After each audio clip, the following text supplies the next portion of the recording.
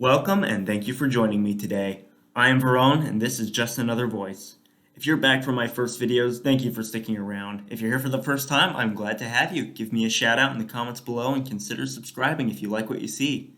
Today we'll be discussing a film I am quite fond of, but which I understand to be among the most divisive in superhero cinematic history, Zack Snyder's Man of Steel. Of course, there will be spoilers as I will be diving into the plot to address some of the key issues people have against this film, so if that's what you're here for, then buckle up and let's get started. Man of Steel is an incredible film. It has received a lot of hate, but I always have and always will defend it for the achievement it is. Superman has always been my hero. Throughout my childhood, I idolized the Man of Steel as the ultimate aspirational figure, who I wanted to one day become. And this film came out at a time at which I was becoming mature enough to start thinking about things in more depth, and it provided a whole new angle on the hero. That of a relatable human being dealing with the weight of becoming, well, Superman.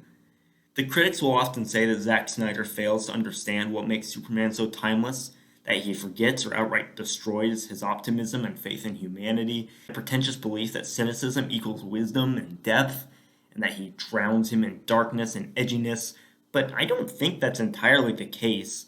Admittedly, I could grant you some ground there with Batman vs. Superman, which will take its own video entirely. But his first film shows a real, good person who wants to believe in humanity but struggles to do so, ultimately choosing to give it a chance, choosing to become a symbol of hope for humanity so that it can learn from the mistakes of another world. It is a message of hope, and it doesn't show Superman being the happy, smiling Superman we love as much as some might like, because he's still learning, choosing to become that embodiment of hope. It is in Batman v Superman where we should be seeing him struggling to be that symbol of hope in the face of hate and questioning if humanity is worthy of a savior, while persevering and becoming a better hero because of it, where instead we just see him look constipated between senseless reactions to outside events. Again, I'll get much deeper into BVS in the future, but really, that is where most of the blame falls for the failings of this interpretation of Superman.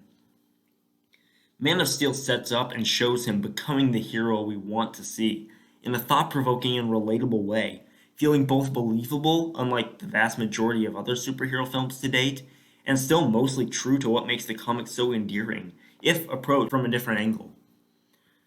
But it doesn't do what it set out to perfectly. The critics have valid points, and here I want to address them and consider how these faults could have been averted to create the ultimate Superman origin film. I thought about spending the time to describe everything I would tweak in my version of the film, which would include all sorts of pet peeves of mine, and just exploring things I would have liked to see gone into in more depth. Things like the government and military response to and handling of everything not making a lot of sense in this film, or their seeming possession of magic omniscient computers and ability to be anywhere instantly. I'd also want to show a more realistic public response to such an alien threat, which I'd imagine looking something more like the mass panic we see in movies like Independence Day. I would definitely want to do something about the Codex, which is one of the weirdest plot devices I've ever seen in a superhero film. And I'd probably have fun trying to explain Superman's powers a little bit. But those, and the other small things I would play with in my edition, aren't related to the real problems with the film, and so I've chosen not to go into them here. But let me know if you would like to see a separate video on those things. I would have a blast with it. But without further ado, let's get started with the first of the real issues of this movie. One of the major things people complain about regarding Snyder's Superman is that he just doesn't act or feel like Superman, which is a real shame because Henry Cavill really is the perfect actor to play him. He embodies the heart of the character as a person flawlessly. Like I said, this issue really becomes a problem in BVS since here he is still coming to the point of choosing to become Superman, and for the most part, I like Henry Cavill's performance. His personality does shine through often enough, and he still goes around doing good, looking for opportunities to help innocents before discovering who he is, and having the mantle thrust onto him. But with that said, the two infamous moments of Superman acting questionably do bother me, and I am here to change them. First of all, Superman finds himself washed ashore in a small coastal town in Canada after saving a bunch of workers in a burning oil rig, with hardly any clothes left on his massive body. So, what does he do? He steals some from the back of a conveniently unattended truck, conveniently full of conveniently well-fitting clothes, without any apparent attempt to compensate the owners. So, Superman steals now? I mean, he didn't have any money, I presume, so I don't know how he would have paid them back, but Superman would have figured something out. Getting some weird looks until he can find a way to get some clothes wouldn't be enough to justify theft in Superman's mind. So here's my scene, which I intend to attempt to introduce a few other elements in the process. Cutting from the serene moment of Clark floating in the ocean watching humpback whales, he wakes up on a rocky beach to a dog barking at him. After a moment of laying there staring back at it, he starts to get up, just as a little girl comes running to see what the dog is investigating, and when the two make eye contact, she goes running back up to the house. Then as he's walking up the hill, he meets her excitedly leading her dad down to see him. We cut to the house where we see a now dressed Clark eating in the family's kitchen, while overhearing a whispered conversation from the other room between the couple about him and the story he told them, about being shipwrecked or something, and if they should call anyone. The father suggests taking him to the local Coast Guard station, and the mother argues that he still needs to get some things done before the storm hits. Clark then notices the girl shyly watching him around a corner. He smiles at her, and then spends a moment just trying to amuse her. Something simple like quietly playing peekaboo around the corner until he makes her laugh. Then maybe he uses his powers in some simple way to make a small gift of some kind for her. This would show us a gentle, tender side of him we don't really get much of. Then he quietly slips out of the house. The scene ends showing the parents looking for him after he's left, and the father noticing that he apparently did that thing he still needed to do before the storm on his way out, going the extra mile to compensate them for their hospitality. I think we can all agree that scene would be so much better than the one showing Superman swiping some stuff from the back of their truck. Next, the most commonly cited example of Superman acting out of character in the movie, and a scene I have always hated. If you know this film, you know what I'm talking about. So the next we see Superman after a quick flashback, which I'll get to in a minute, he's got a job at a roadside bar. Quick aside here, it's here that he overhears some Canadian soldiers talking about what we later find out is the Kryptonian scout ship and the US military coming in and taking over the investigation, which leads Clark to go there himself after this scene. But the moment is so fleeting and given so little attention that it's easy to miss it completely or just not realize its significance.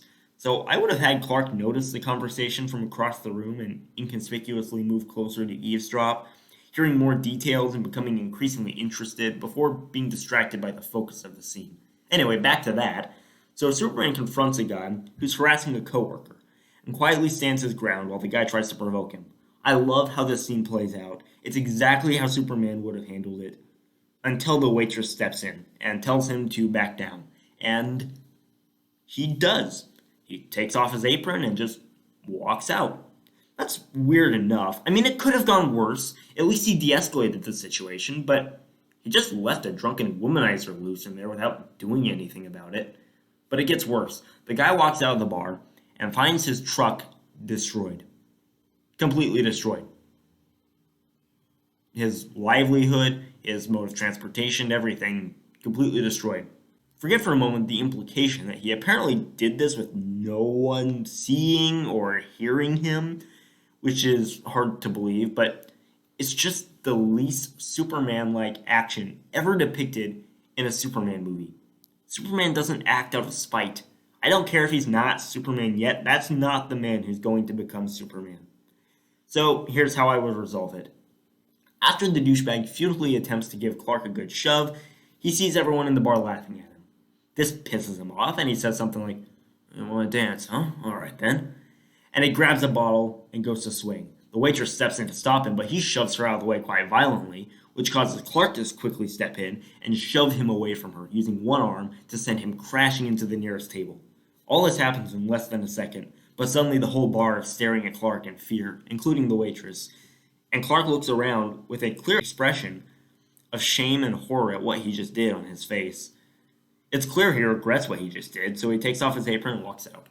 Sure, you could say we still see Superman do something somewhat out of character, yes, but remember, he's still learning to be Superman, and it was a reflexive and well-intentioned response that he instantly regretted, not an act of spite, though he was only trying to protect his coworker. That would have shown so much more about his character. One of the biggest and most cited issues with Man of Steel, and potentially the most legitimate criticism in my mind, is Pa Kent. The Kents should be the ones that teach him everything he needs to be Superman. They instill in him his principles, his humility, his moral compass. I get that the movie wanted to show him worried about his son and how he would be treated if and when he made himself known, and that they wanted to show Clark dealing with the conflicting expectations of his two fathers. But what does Pa give him here? A fear of the world? A reluctance to do good because of what the world might think of him? How is that building him into a hero? Look, a major theme of the Snyder movies, possibly the central theme, is that the world makes it hard to be a hero. It's just that the necessary second part of that lesson, the essential but be the hero anyway, just isn't nearly as strong in the subtext as the first part. There's an emphasis on what it would be like to be Superman in the real world, but the hopeful message of choosing to be Superman despite the price, of not letting the world tell you not to be Superman just because it's hard, is always sort of drowned out. Again, most of the legwork needed to fix this would come in BVS, but there's some work we can do here as well. I mean, his dad has a point that the world won't make it easy to be a hero, and that his son should know what he's doing when he finally embraces the hero he's destined to be, because it'll shake the world. But everything Pa tells him seems to be discouraging him from ever revealing his powers for any reason because of what everyone might think of him. He's right. He'll change the world when he shows himself, and much of it won't accept him as a savior. But it constantly sounds like he's saying that he can't show himself as long as that's the case, that the world needs to be ready for him, not the other way around. Which makes it weird at the end when they act like he always wanted him to be a hero and would be proud of him now. Instead, the message Pa should have been giving him would be that being the hero won't be easy, that the world won't understand him, it will fear him, but that he will need to choose if he's going to be the hero anyway. That when he chooses to embrace it, it will need to be for the right reasons, and he will need to be ready. It's why I love the scene when Clark's being bullied and his father tells him that he's going to change the world, so he needs to decide how, by choosing what kind of person to be. It's the perfect message, but it's not the lesson he gives him throughout most of the movie. The tailgate conversation is the big one that needs changed, and I feel it's actually the perfect place for a great moment. Imagine the dialogue going something like this.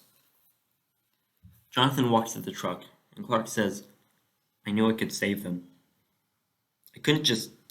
"I know," Jonathan replies. "I'm proud of you, son. Don't let anything make you think otherwise. But you said I shouldn't use my gifts. I can't let people die when I can stop it. There's always a choice, son. Whether to act or whether to let things take their course. To leave it in God's hands. Whatever choice you make, it's yours and yours alone, but you'll carry the weight for it all your life. You made a choice today, and I can't say you made the wrong one, but every choice has its consequences, and someday you'll have to make another choice, and you need to know what that choice will be." They were scared. Of what? Of me. You heard what Pete's mom said. They're all talking about me. I can hear them. It doesn't matter what they think.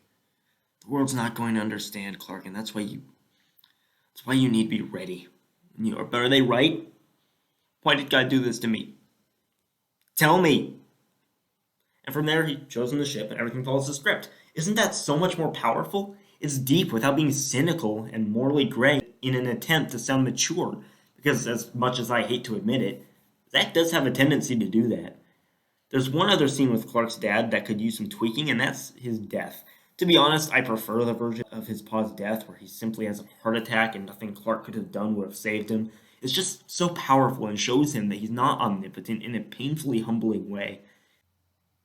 But I want to stick to the movie as much as possible, so let's say the tornado scene itself is exactly the same. There's really nothing to change there, but what I will change is what Clark tells Lois as we cut from the flashback.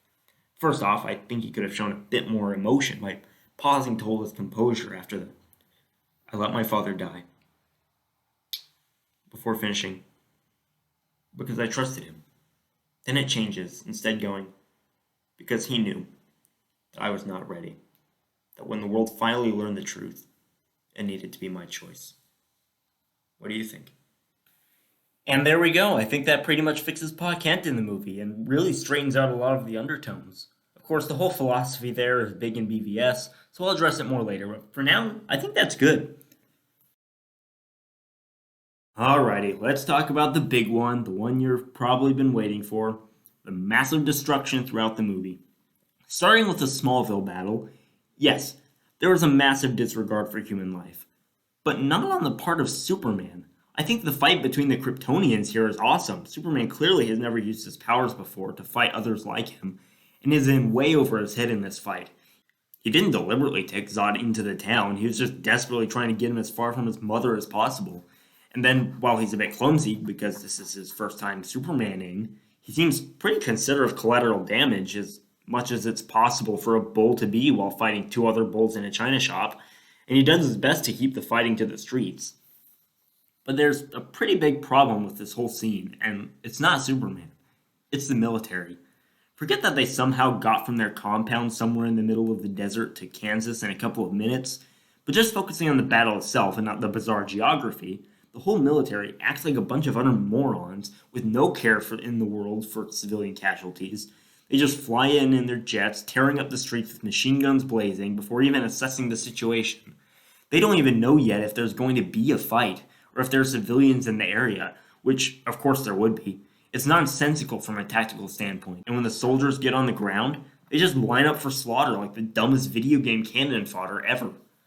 So, in my version, I would make some changes to explain how they got there so fast in the first place, but since that's the kind of thing I'll save for the nitpicky video, let's jump into the battle itself. It starts with the three Kryptonians facing off, of course, and then looking up to see several military helicopters circling above them. From one flying lower than the rest, a voice blasts from a megaphone saying, "All hostile parties, please disengage immediately and leave the inhabited area. I repeat, disengage immediately and leave the inhabited area. There are civilians in danger. Please take your conflict elsewhere or we will be forced to engage all parties." Feor asks, "Permission to engage?" And we hear Zod's voice reply, "Permission granted." That's when we see the big guy, whose name escapes me, walk forward, cracking his neck, and leap at the nearest helicopter like he did the plane in the movie, tearing it apart in seconds before Superman can react. Feor also leaps at one of the helicopters farther away, and Superman knocks her out of the sky, again, just as it happened in the movie, but to the planes. The planes don't come in until the end, where they use their missiles like they do in the film, after that level of force is authorized following the decimation of the ground forces. Speaking of ground forces, the soldiers actually employ real intelligent tactics here to get into fairly protected vantage points where they can shoot from cover rather than just walking up to Feor in the open with guns on full auto. Again, like NPC cannon fodder. And so the sequence where she slaughters them can be shown from the soldiers' point of view as they're trying to communicate and figure out what the heck is going on, while she's picking off the groups that have split up one by one in a rather terrifying scene that would be longer than what we got. I also probably wouldn't have shied away from showing a bit of what it would look like for a superhuman to slaughter people with their bare hands. You know, the fists going through torsos and exploding heads. Not to say I would be gratuitous at all. It would all be rapid and never focused on in camera, but I keep it brutally realistic. That's just my style. And frankly, I'd assume Zack would have as well if he'd gotten his way. And now with Smallville out of the way, we can talk about the big finale, the epic showdown between Superman and Zod.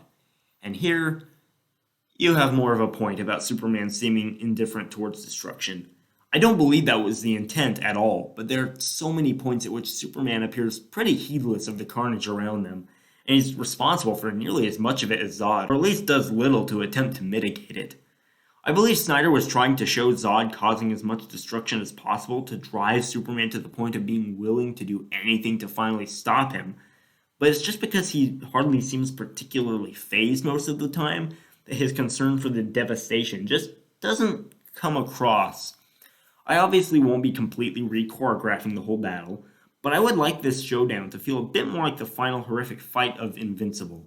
No, I wouldn't show nearly that much gore, but just in the raw, visceral feel, so that we know that Superman is seeing and feeling the horror around him. For those of you who don't know anything about Invincible, I actually haven't seen it myself, I've just seen people talk about it. The final battle has the main bad guy horrifically slaughtering hundreds of people, thousands of people, using the helpless protagonist's body just to prove a point. It's shockingly graphic, as it's meant to be, as the villain tries to show the hero how pathetic and insignificant humans are and why they're not worth saving by massacring thousands of innocents with his body as they fight. Of course, Superman's not quite so helpless compared to Zod, but I wouldn't be afraid to show the bystanders being slaughtered, albeit not necessarily quite so graphically as in Invincible, just enough to make it the point. Let Superman see the deaths being caused by their fight and be helpless to stop them. Throughout the fight, have Zod deliberately causing destruction so that Superman will see the carnage and be forced to watch it, because, well, of course he'll try to stop it, but Zod will take advantage of him as soon as he's distracted. He won't be able to save lives because if he takes his attention off of Zod for a moment, he'll start losing the fight and be forced to watch the deaths. We actually see a bit of this in the movie, but like I said, it doesn't appear to faze Superman all that much, and because we don't see the deaths ourselves, we're left to wonder if Superman's noticing. We should see him trying to save lives that we're forced to watch brutally taken because he can't fight Zod and save lives at the same time. He just can't. And we should see his pain, his horror at being forced to watch people die. For example, when Zod uses his laser vision for the first time in Wayne Tower, instead of floating there staring at him, Superman tries to prevent the destruction, grappling with Zod, desperately trying to take the lasers with his own body or cover his eyes as he hears the screams of the people in the building, but for the most part failing to mitigate the damage. Then Zod throws him off and perhaps taunts him by saying something like, "How many do you think you can save here?"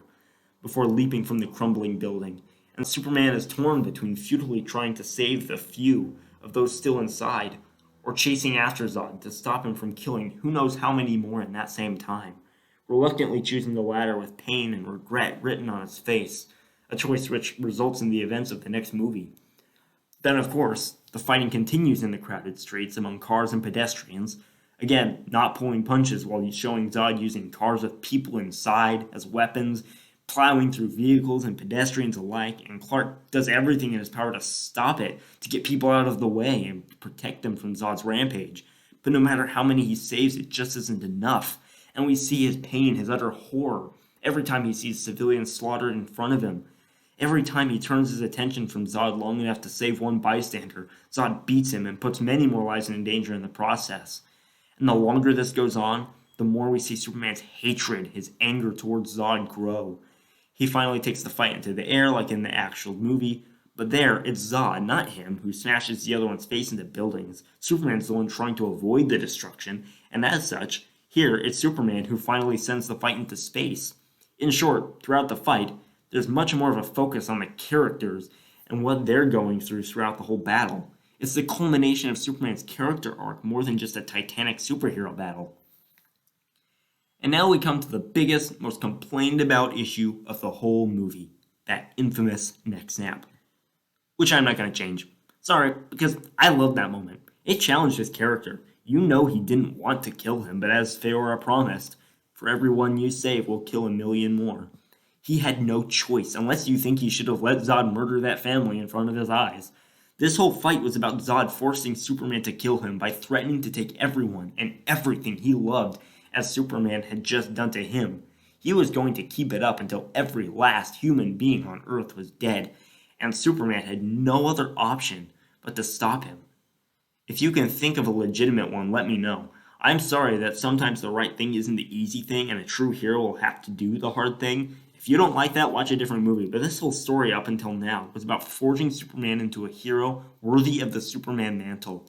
And it ended with him making the ultimate choice, showing that he did have the strength to do what he needed to be a hero, despite the cost. And he proved that he wasn't just a cold-blooded murderer by his reaction afterward, which is possibly my favorite part of this movie. Because when have you seen a superhero have an emotional reaction to killing? Either they never do or it's really quite casual. So this ending is perfect for me. If you don't agree, well, agree to disagree. And finally, I want to end this video on one issue that is fundamentally important to the core of the story. Many have said that Superman's character is static and passive throughout Snyder's movies, never growing or making significant choices throughout the series. While there is plenty of validity to this complaint in later movies, it's not so true here. He has an arc, and I've talked about it, but the fact that so many still complain that he doesn't probably says something. And looking at the film, I think the arc could be improved in a few very small ways. But to tell you how I discovered the solution to this problem, I need to bring up another criticism against the movie. The Kents are Superman's parents. They made him who he is. Earth is his home. Smallville is his home. Krypton gave him his powers, but it was his Earth parents that made him human. And it is his humanity, above all else, that makes him Superman. The criticism is that Man of Steel misses that. Here it is Jor-El that inspires him to become Superman, not the Kents, and he frequently refers to Krypton as his home, Jor-El and Lara as his parents, when Superman has always considered the Kents and Smallville the only family, the only home he's ever had. So I started thinking about how I could fix that, but then it occurred to me that that is at the heart of Clark's arc. He spends his childhood feeling like a freak, wanting to know what is wrong with him, and when he finally discovers he's not of this earth, he becomes obsessed with finding his real family and discovering who he really is, and stops thinking of the Kents as his parents, as we see when Clark tells Pa in an argument that he's not his real dad. He sets off as an adult to track down his origin, looking for any trace, any clue of where he might have come from, until he finally stumbles across it. Then we see his joy at finally learning who he is. When he comes back home, he tells his mom he's found his parents, his people. We see Martha feeling like she's losing her son, trying to be happy for him while watching him slipping away from her. Then he meets Zod. He finally meets his people, and he realizes that he isn't one of them after all. He's human while they're coldly and brutally inhuman, and he's forced to choose between Krypton and Earth, given the chance to bring back his homeworld and to not be alone anymore, or to become the savior of mankind, and in so doing destroy everything he spent his life looking for, embracing his true heritage as a child of Earth. It's all there, his arc is there, that's the point of the movie, the journey of Clark's story. Embracing his humanity in order to fully become the hero he needs to be. So why doesn't it land? Why don't so many people even see it in the movie? Why didn't I see it for so long? Well, I've identified 2 reasons, each of which can be fixed with just one scene. First of all, choice. For any wants versus needs arc, which is what this is, the hero needs to actually make the conscious, deliberate choice between their want and their need. Clark's want is to find his people. His need is to become a messiah for humanity. The problem is, while he does choose to fight against Zod in defense of Earth instead of helping him rebuild Krypton, there's really no allure to the choice and with the way it's presented. So it doesn't feel like a choice with any options we actually fear the hero might take, besides the obvious one. In order for Clark's choice to feel like a real choice, there needs to be real temptation. This brings us to the dream sequence. It's worth noting that we're already very aware Zod is clearly the bad guy, even without the prologue, and doesn't have anyone's interest in mind just from his message to humanity. He seems to frame Kal-El as a fugitive and to demand he face justice lest Zod utterly annihilate Earth. Doesn't sound like a guy you'd consider joining. I would change the message just enough to sound more like an invitation for Kal to join him than a demand that he surrender. Still with clear menacing undertones, of course, but with the threat somewhat more subtle. That might also help the choice to feel more alluring early on. So in the actual dream scene, Zod doesn't show him anything to make him want to help them. He doesn't describe a world that could be, and he only shows the world engine destroying the world and leaving it a horrifying hellscape. Doesn't sound like anything anyone would want to be a part of. So I would have Zod actually show him a vision of a new Krypton, lush, thriving, and full of people like them when he tells them that Krypton could live again. He describes what could be, and tells him he could be a part of realizing his father's vision. That's when Clark asks, if Krypton lives again, what happens to Earth? And the dialogue continues the same, if the setting around it is changed to match it. There, while still it's a pretty clear choice, at least there's a temptation, and Clark is given the option to join them before questioning their means, and only then seeing their true intentions. So that's the first problem with his arc solved, the presentation of the choice. But that's not the biggest part. The other part is closure. Any complete arc needs a cathartic ending that makes it clear where the hero is in relation to where they started, and shows what they've learned. And the movie doesn't really have that. I mean, it does. In the cemetery scene, he seems to be in touch with his humanity and realizing the impact his parents had on him. But I feel it really needs to be driven home a little more. And that's why I would alter, or at least add to that scene at the end, where he's walking with his mother. I just add a bit where Martha apologizes that he's lost the people he'd finally found, that he didn't find the home he was looking for with them. And Clark tells her something like, Ma, this is my home. Krypton may have given me my powers, but You made me who I am. Everything I need is right here. Which makes Martha cry, and they hug and all that. And there we have it. A completed character arc for our Superman that I don't think anyone could really complain about not being there. So there you go. That is my Man of Steel. Let me know how you think I did here. What do you think of the actual movie, and how does my imaginary cut compare? Which changes were your favorite, or which do you disagree with me the most on? Which would you make? As always, the real discussion happens in the comments, so please speak up down there if you have something to say. As I sort of suggested, I intend to do a series on the so-called Snyderverse, breaking down each of the 3 films in his trilogy: Man of Steel, Batman v Superman: Dawn of Justice, and Zack Snyder's Justice League, and fixing them as I go. The next one's going to be quite the project, and I think I'll be approaching it very differently from this one, so I don't know when that will be out. But I do have another project I'm very excited to be giving you soon, so be watching out for that in the next few days. Anyway, thank you for joining me, and until next time, never stay silent.